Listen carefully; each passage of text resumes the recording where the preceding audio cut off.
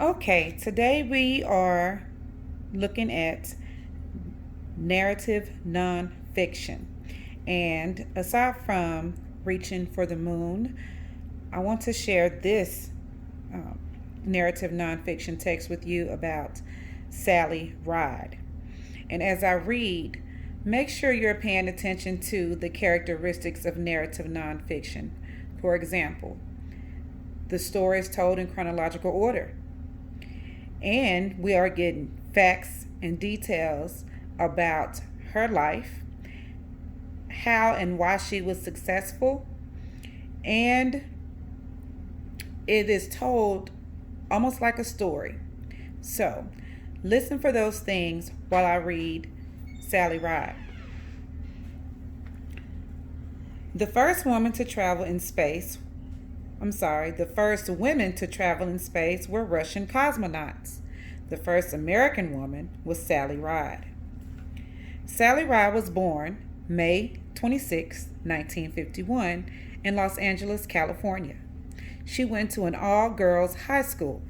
She was very good at sports and might have become a professional tennis player, but she loved science too. In college, she earned a degree in English as well as one in physics. She concentrated on the science of physics in graduate school. Physics is the study of matter and energy and how they interact. In 1977, just before she finished graduate school, Sally saw an advertisement in her school newspaper. NASA was looking for people who wanted to become astronauts.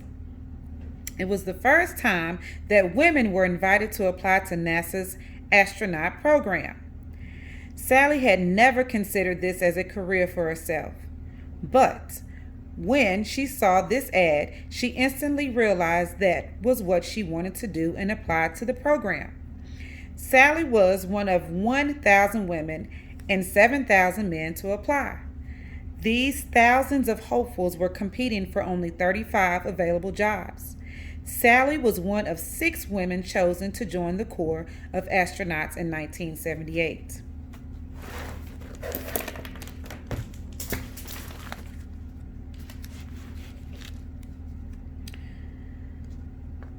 Sally trained at the Johnson Space Center in Houston.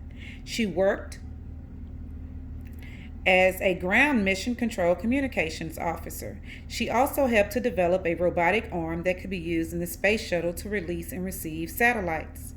After 5 years, Sally finally got her chance to go into outer space. She was chosen to be part of the crew for the Challenger's STS-7 mission. Astronauts have jobs on each mission. Some astronauts are pilots, others are mission specialists. A mission specialist has a specific job necessary to accomplish a goal of the mission. Sally's job included using the robotic arm to help release satellites into space. She was also going on spacewalks and doing science experiments in space. Reporters were not too interested in her job, though. When the press interviewed Sally, they wanted to know things like whether the first American woman in space would be wearing makeup. Sally flew on the space shuttle again in 1984 and retired from NASA in 1987. After she left NASA, Sally taught science at the college level. She also looked for new ways to get young people, especially girls, interested in science. She came up with the idea for NASA's EarthCam project, which enabled middle school students to use a camera on the International Space Station. Students could shoot, download, and study photos on Earth.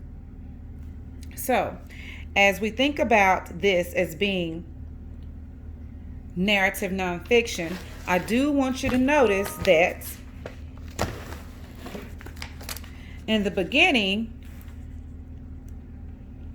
we see an introduction telling us exactly who Sally is and why we're writing, why she's important to write about.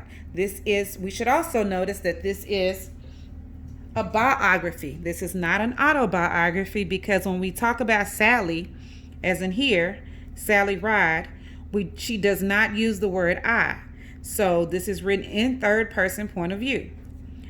And here, as far as the characteristics of narrative nonfiction, it starts after the introduction. We see that we immediately learn where and when Sally Ride was born. Then it goes on to say she went to an all-girls high school. So we go from where she was born to an all-girl high school, and here we get to where she was in college. Okay. In college, she earned a degree in English as well as in physics, and then graduate school is after her bachelor's. So this is going in chronological order. I also want you to notice that throughout, we are getting facts and details about Sally Ride's life.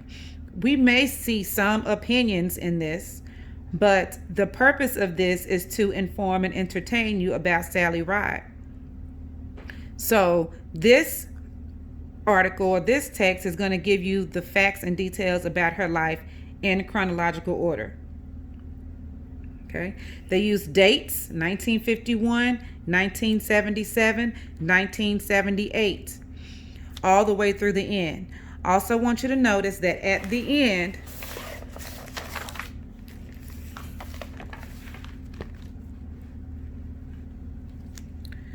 in 1984, it goes on to from 1984 to 1987, talks about the other major accomplishments she had in her life.